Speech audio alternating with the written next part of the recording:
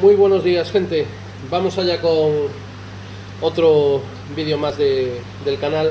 En este caso vamos a hablar de la serie, o un vídeo encuadrado en la serie de los no secretos de Cría. Y dentro de esta serie la que vamos desgranando pues algunos conceptos básicos y que, como sabéis, lo nombramos como no secretos porque muchas veces alrededor de esto del mundo de las gambas se cree que hay un montón de secretos y que hay unos cuantos criadores malignos que conocen los secretos y que por eso crían. Y la idea que hay en esta serie un poco es desmontar estos mitos, estos secretos, y ir contando pues conceptillos básicos que pues a priori, así un poco de chascarrillo, pues algunos podrían considerar secretos. En este caso la urna que tenemos de fondo es una urna de neoparidinas, en ese caso de la variedad en Snowball, que son estas neos blanquitas así, transparentes, que bueno, ya casi todos conocéis. No sé si se ve mucho porque este gambario está abajo del todo, está puesto ahí con un soporte, no estoy viendo mucho la imagen, o sea que si la imagen es un desastre tenéis que perdonaros. Como os decía, vamos a hablar de uno de los no secretos de Cría. En este caso vamos a hablar de la oxigenación del agua. Como es lógico y como sabéis, para cualquier ser vivo, la alimentación es un fundamento, y la respiración o el intercambio de oxígeno es otro de los elementos fundamentales para que haya vida, ¿no? Entonces, de la alimentación ya hemos hablado. Hoy vamos a hablar del factor de oxigenación en el agua y qué es lo que hace que nuestras gambitas puedan respirar. Para hablar de este tema voy a hacer uso de algunos conocimientos mínimos de química que mi formación en física pues me permite dar. Seguramente meta pedradas por ahí, y como en el grupo de WhatsApp seguro que tenemos más de un experto en química o que conoce con mayor rigor técnico todo el tema de la química del agua. Si veis que hay alguna cosa que la explico de una forma demasiado básica, no os cortéis, y en el grupo de WhatsApp lo matizáis, y como siempre, como hacemos todos los domingos, debatimos un poco sobre el tema y intentamos aclarar cualquier cosa que quede ahí no completamente explicada. Vale, como os decía, el oxígeno, como ya todos entendemos, es un elemento básico para que vivan nuestros bichos, y por lo tanto la concentración de oxígeno que tengamos en el agua pues tiene que ser aquella que es adecuada para que ellos vivan. Normalmente el mayor problema que tenemos para que no se produzca vida en el agua es la falta de oxígeno, o sea, que la presencia de concentración de oxígeno sea inferior a la que necesitan los animales, ya que para que haya más oxígeno en el agua del que realmente les permiten a ellos, esto tendría que obtenerse pues con procesos físico-químicos de alteración realmente del medio. O sea, el agua en sí tiene un máximo de oxígeno que puede almacenar, que puede transportar de forma natural, y ese máximo de oxígeno no es perjudicial para nuestros animales, pero el mínimo oxígeno que puede tener el agua, sí que es cero, pues sí que es perjudicial para ellos. Entonces hay un rango mínimo de oxígeno que tiene disuelto, que tiene que tener el agua para que haya vida. Si estamos por debajo de ese rango, hay ausencia de oxígeno, y esa ausencia de oxígeno produce que nuestros bichos no mueran, y que normalmente los primeros que mueren, como suele ser en todas las especies, van a ser las crías. Entonces, bueno, muchas veces creo, y esto ya es teoría, porque yo no mido el oxígeno en agua, o sea, tenemos que partir, los medidores de oxígeno en el agua son sondas que son bastante carillas, con lo cual la forma de medir el oxígeno en agua suele ser de una forma indirecta. La cantidad de oxígeno que pueda haber en el agua estará más la cantidad de CO2 que pueda haber en el agua, es un valor más o menos estable, o sea, es estable. Entonces, ¿cómo medimos el oxígeno? Midiendo el CO2. Si sé cuánto CO2 hay, pues el resto, hasta llegar a esa suma que hay entre oxígeno y CO2 en condiciones naturales, es lo que nos da el oxígeno, ¿no? Entonces, las formas con reactivos que tenemos en acuariofilia de medir el oxígeno normalmente van en este tipo, ¿no? Tenemos unas tablas, medimos el CO2, y si hay tanto CO2, pues hay tanto oxígeno. Si aumenta el CO2, disminuye el oxígeno; si aumenta el oxígeno, disminuye el CO2, ¿no? Esto no es exactamente así, pero bueno, de forma general nos permite saber en condiciones naturales, sin nada que lo altere, cuánto oxígeno hay en el agua.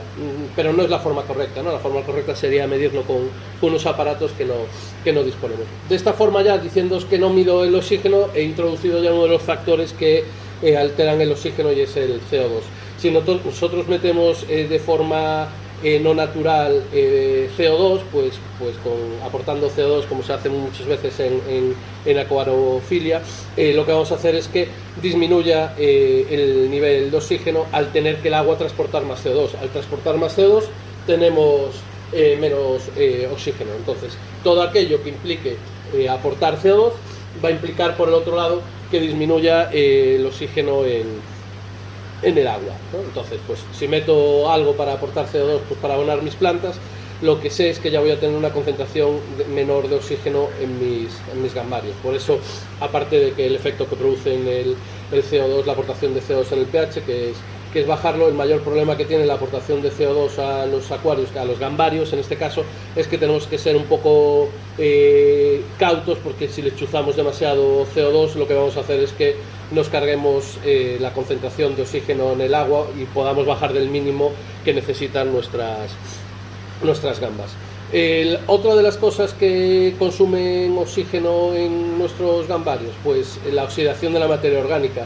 Cuando algo se descompone, cuando algo se descompone, se oxida, y lo que hace en ese proceso de descomposición es consumir oxígeno. Entonces, la comida, cuando tenemos mucha comida en el gambario, detritos, hojas, al final toda esa materia orgánica en descomposición está consumiendo oxígeno, y por lo tanto está bajando la concentración de oxígeno en nuestros gambarios, con lo cual es otro factor que, como os digo, consume oxígeno.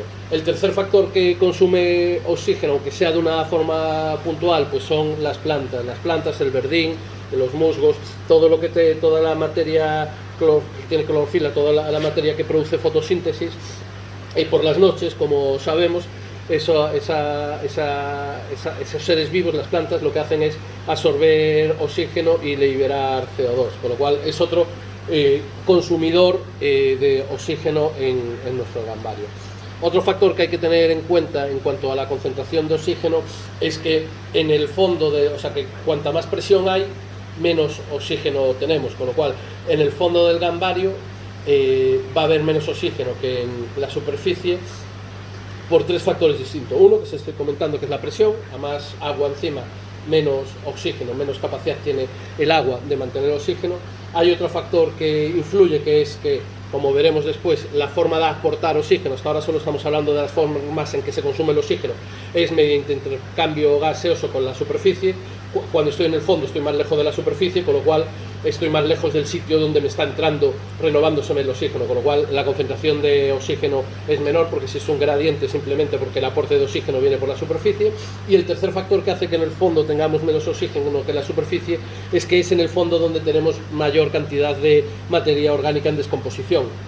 Todos los detritos, toda la comida, las hojas terminan en el fondo, con lo cual en el fondo hay una concentración menor de oxígeno que en la superficie. Claro, esto realmente, si lo mides con un medidor, es una variación mínima, ínfima, que realmente no les afecta a las gambas en condiciones normales. Cuando estamos en una condición de pérdida de oxígeno, cuando estamos en una condición de que el oxígeno que tenemos en nuestro gambario es absolutamente el mínimo, pues en la superficie ese mínimo es menos mínimo, y por lo tanto está más cerca de que puedan vivir los bichos que en el fondo, que es absolutamente mínimo. Por eso muchas veces, cuando tenemos procesos de falta de oxígeno en nuestros gambarios, vemos que nuestras gambas se van a la superficie.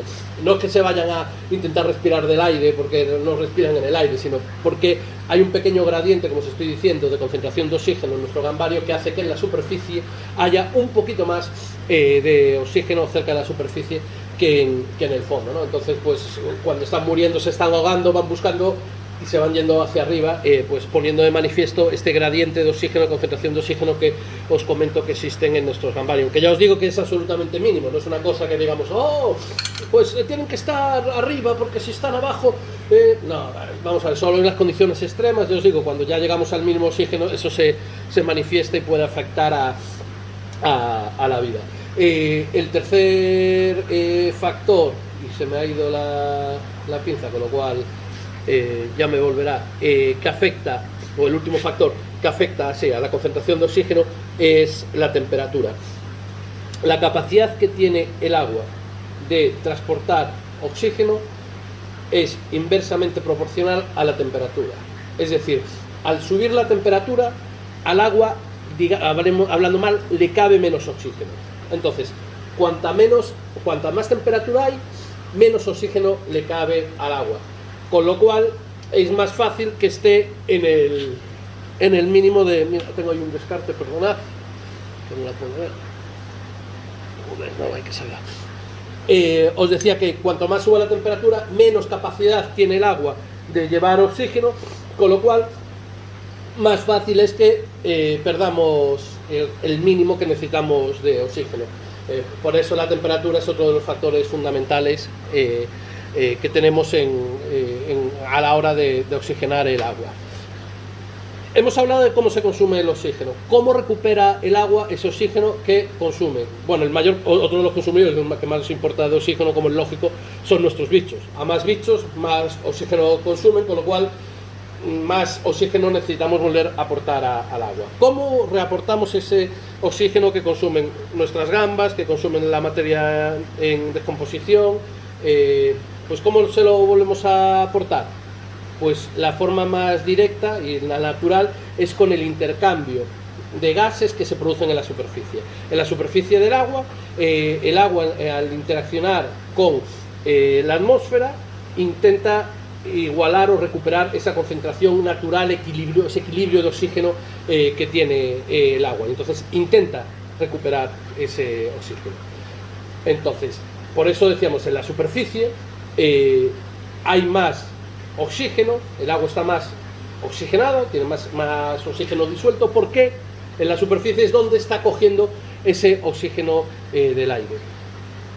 ¿Cómo conseguimos que nuestro agua esté cogiendo el máximo oxígeno y por lo tanto oxigenándose lo máximo posible? Pues haciendo que continuamente el agua que hay en la superficie se renueve por agua que esté más en el fondo. Si continuamente estoy quitando el agua que ya ha cogido más oxígeno en la superficie, pues como es lógico, esa circulación de agua es lo que hace que coja el oxígeno, baje hacia abajo, venga otra con menos oxígeno, coja oxígeno y que se vaya oxigenando. Con lo cual, a mayor circulación, a mayor movimiento en la superficie, mayor oxigenación. Ese movimiento lo conseguimos con circulación, simplemente de que la superficie, circulación, pues que se mueva la superficie, la conseguimos alterando la superficie con burbujas, que al final lo que hacen esas burbujas que salen, por ejemplo, de los aireadores. No es el mayor efecto que tienen las burbujas de los aireadores en el aporte de oxígeno, no es que esa burbuja se deshaga, que también algo, en el proceso de salir del agua y aporte oxígeno al agua, es que al llegar a la superficie rompe esa tensión superficial, hace que venga agua de abajo y sustituya la de la superficie, y esa agua que viene de abajo se oxigene, ¿no? Entonces ese movimiento de la superficie que produce las burbujas al explotar es un aporte, es la forma que tenemos de favorecer el movimiento y por lo tanto de hacer que la superficie se mueva y que por lo tanto esa superficie cambie continuamente y siga oxigenando el agua. Con lo cual, el principal factor para oxigenar el agua, mover nuestra superficie, mover el agua, hacer que el agua circule lo máximo posible para que así ese agua continuamente esté circulando. Si yo bato agua, si yo la bato, si metiese con un batidor de mano en un acuario y le diese mucha caña, le diese muchas vueltas, al batir eso lo que estoy haciendo es que toda esa agua se remueva y que toda esa agua adquiera oxígeno. Esa es la forma natural. Hay otras formas artificiales, me parece, sí, ahí al fondo veis a la derecha, al lado de la piedra, un oxidator. Oxidator es una forma artificial de aportar oxígeno al agua. El oxidator al final es un aparatito, es un tubo que tiene dentro agua oxigenada. El agua oxigenada es H2O2, o sea, es lo mismo H2, agua, H2O, perdón, agua con un átomo de oxígeno más. El agua oxigenada no es muy estable y rápidamente tiende a descomponerse en H2O, o sea, en agua más oxígeno, más una molécula más un átomo de oxígeno suelto. Entonces, lo que tenemos en ese aparato, en el oxidator, es agua oxigenada con unas piedrecitas que son unos catalizadores que lo que hacen es acelerar esa descomposición del agua oxigenada en agua más oxígeno. Esas moléculas de oxígeno salen a la superficie, salen al agua y por lo tanto se disuelven en el agua, y es una forma que tenemos de aportar oxígeno al agua a través de estos aparatitos, ¿vale? Hay mucha gente que dice, pero eso funciona, claro, yo no lo sé porque no mido, como os digo, no mido si tuviese los aparatitos para las sondas para medir oxígeno en el agua, os podría decir, sí, funciona, aumenta en tanto la concentración de oxígeno, los ppm de oxígeno en nuestro gambario. Pero no lo sé, realmente entiendo el proceso químico que se produce, entiendo que eso libera oxígeno, entiendo que ese oxígeno al llegar al contacto en agua, si el agua está por debajo de la concentración de oxígeno que le da estabilidad, pues lo va a absorber. Entonces entiendo, me cabe en la cabeza, me parece lógico su funcionamiento, pero no os puedo garantizar empíricamente su funcionamiento porque no lo he medido. A mí me va bien, sí.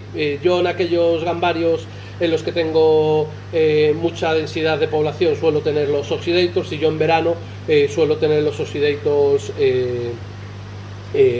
con agua, en invierno con agua oxigenada, o sea, equipados. En invierno normalmente, a no ser que vea un gambario que está súper petado, o que vea alguna baja, o que, ¿sabes?, que algo me dé el cuerpo de que no está funcionando bien, en invierno suelo tenerlos descargados, ¿no? Entonces, a demanda, según la situación que vea yo los gambarios, voy aportándoles el líquido, el agua oxigenada, y rellenándolos o no. Pero tengo el feeling de que sí, entiendo su funcionamiento, por lo tanto me parece que es una forma de aportar oxígeno, pero no estoy absolutamente al 100%, o sea, no puedo garantizaros porque no he medido con un aparato cuánto es lo que aporta. A lo mejor sí, entiendo el funcionamiento y me parece lógico, pero si hago la medición resulta que es una mierda lo que está aportando, y cualquiera que realmente controle de esto y que tenga un medidor en casa dice, pero sí, lo que aporta es absolutamente insignificante, pues puede ser. Quiero creer que al final los fabricantes de esto, los alemanes que han montado esto, han hecho las medidas, por eso meten 1 o 2 catalizadores para que el aporte de oxígeno sea el lógico. Quiero creerlo, ¿no? Pero no tengo la total certeza. Yo por si acaso no, yo los tengo, por lo que os digo, porque por lo mismo que tengo circulación en mis gambarios, por lo mismo que tengo mucha filtración, por lo mismo que tengo mucho movimiento. Por último, y que se me ha venido a la mente ahora mientras hablo con vosotros, deciros también que otro de los factores que afecta a la concentración de oxígeno al agua es los ppm que tenga el agua. Este impacto es mínimo, o sea, no digáis, vale, si subo mucho el GH tengo menos oxígeno.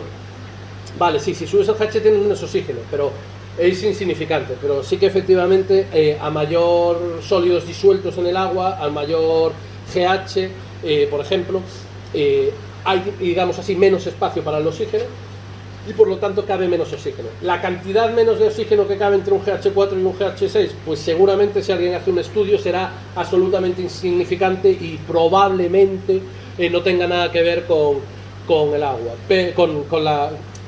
con que vivan o no las gambas, o vivan bien o vivan mal. Pero es una realidad incontestable que a mayor GH cabe menos oxígeno. No sé deciros cuánto menos, pero vamos, que cuanto menos cosas tengamos en el agua disueltas, más espacio, hablando mal, hay para que haya oxígeno. Bueno, como siempre, tremendo ladrillo, me voy a ir casi a 20 minutos. Espero que haya aportado algo de luz.